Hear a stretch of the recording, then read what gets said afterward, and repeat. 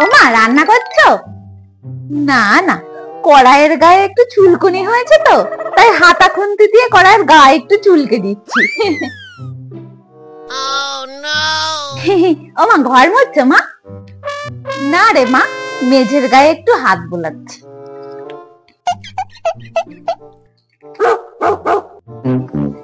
ও মা, কি খাচ্ছ? আমার সাধ্যের পিন্ডি খাচ্ছি, খাবি?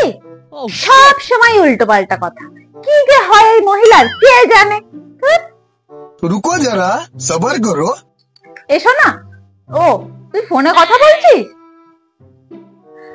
আরে মা, না না, ফোনটা বোর হচ্ছিল তো, তাই ওকে একটু ভূতের গল্প শোনাচ্ছি।